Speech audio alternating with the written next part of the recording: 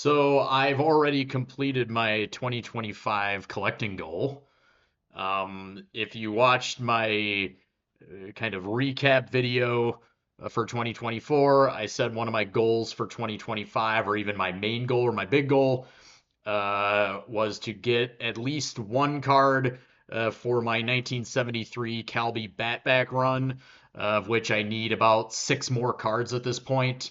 Um, and I'm making this video now in early February, but I actually picked up this card about a week into the year.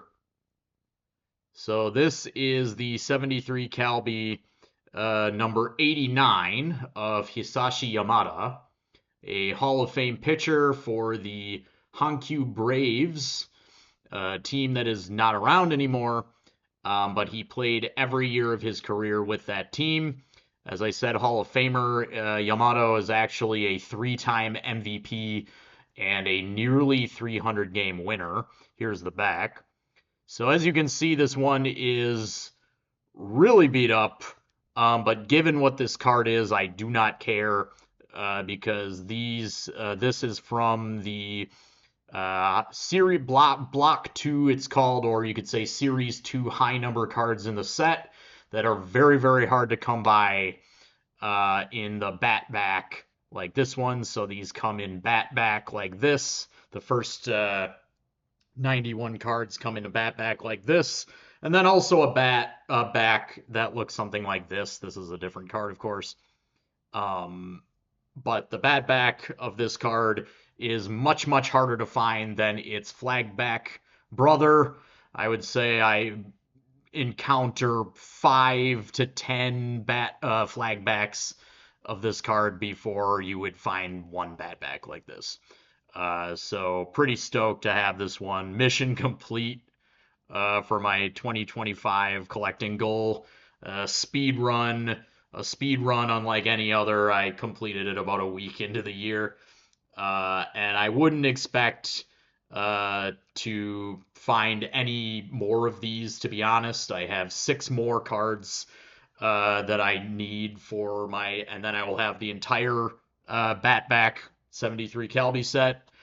But all of those cards, well, except for one, 5 of those 6 cards are in these the high number block 2 that are quite rare. So not expecting to find another one, but hey. So anyway, I'll just get into some. I got like a bunch of cards, so hope do stick around. Here's some more 73 Calbies. I picked up this one. And this is a flag back, but this is from the expanded set. This is number 184 of 73 Calby, and this one does not come in a bat back. Every card 92 to like 360 something only come in flag back like this. So this is number 184 of the great Masaki Mori, catcher for the Yomiuri Giants, who won a redonkulous 21 Japan Series championships in various capacities: player, coach, manager. So this one's nice with a nice clean back. And then I picked up a couple of Sadaharu O. These are not 73s. Probably, I think, 75, 76, 75 maybe. I always forget. So I got this one. Whoops. Anytime I see a Calby of O, I just grab it, beat up back, but doesn't bother me. It's O. The girl there doesn't look like she's having a very good time. Seriously, she looks like she's gonna cry or something. Anyway, she's so humbled in the presence of Sadaharu. She just doesn't know what to do. I don't know. And then this is O, another one of O. Much nicer back. Can still find these Calby O's fairly cheap. So like I said, I just grab them when I see them. I'll get O no matter what. Usually, even if the condition's bad, I just stack O's. So yeah, Super Bowl just finished.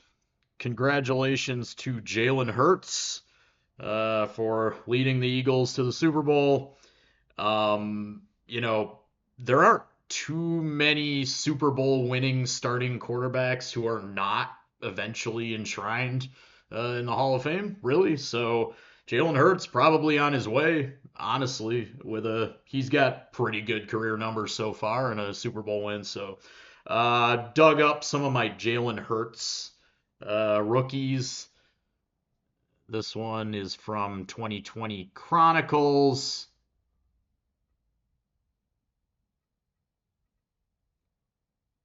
The refractor, this also comes in a base.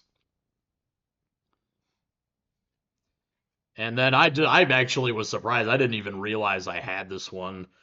This is pretty crazy. Well, it's not crazy, but the Prism red, white, and blue refractor rookie of Jalen Hurts.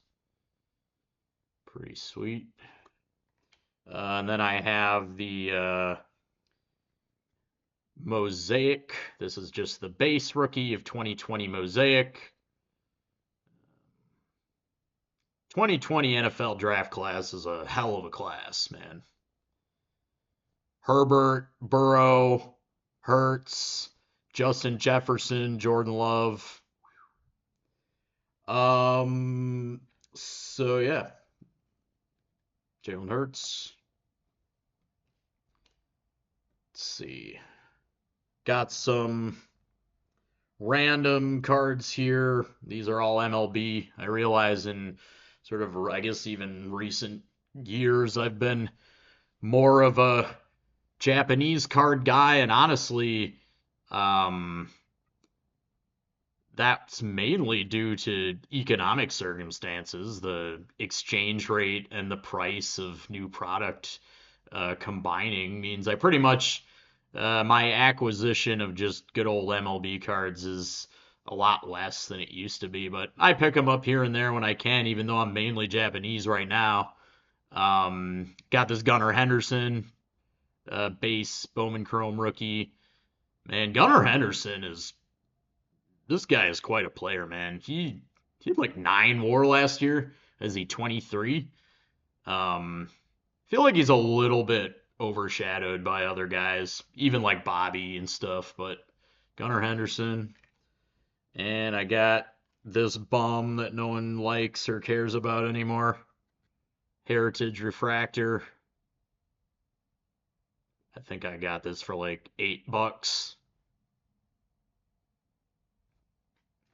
And then I got this 2000 Topps prospect card with CC Sabathia on it.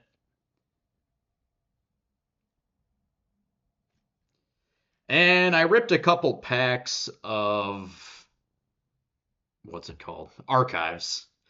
And I got the Skeens rookie, so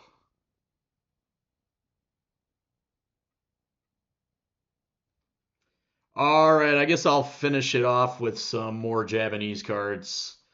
Uh, so I got a couple. These are all pretty much just LCS pickups. Got a couple here of Teruaki Sato for my Hanshin Tigers. This is his BBM second version rookie, or not rookie, depending on your philosophy, right? Because he also has, because second version for BBM is like Series 2, and he also has a rookie in Series 1. So this would be like, you know, well, don't have to get into that. But this is the silver facsimile signature. Um, Teruaki Sato, he is a pretty good player. I've talked about him a few times. He's actually about as hometown of a hometown kid as you could get playing for the team, because he grew up in the neighborhood where the Tiger Stadium is. So I say it's kind of like if someone from Flatbush played for the Brooklyn Dodgers. Like not just Brooklyn, like the neighborhood, right? And I mean, he's good. It's always like, it seems that he was kind of expected to be maybe a little better, a little more special than he actually is. Or at least that he's proven to be thus far. He's not super old, but he's mid 20s at this point. Hasn't really had that big breakout that people always expected, but that's all right. Whoa, drop him. And then this is really cool. I picked this up. I didn't know what it was, but I saw it. Here's an Ichiro that came out this year. And this is from a set they BBM did where Ichiro and some other big time former uh, Japanese pros, Matsui, Daisuke, they're all on this team together. And they do these exhibition games against ladies high school players. And it's really cool. So this is just Ichiro playing for the team in his classic batting stance. So they did a whole set for this called Dream. And they also have one of Ichiro pitching. So then let's see. All right, let's do some Chrome. This one I hit myself. I guess it's a case hit from Topps MPB. And this is Kensuke Kondo. And Kensuke Kondo is right now like the best player in Japan. I would say you could call him, honestly, the last couple of years, like all around, he's probably better than Munetaka Murakami. So you might call him the best player not playing in the National League or the American League in the world, at least last couple seasons track record.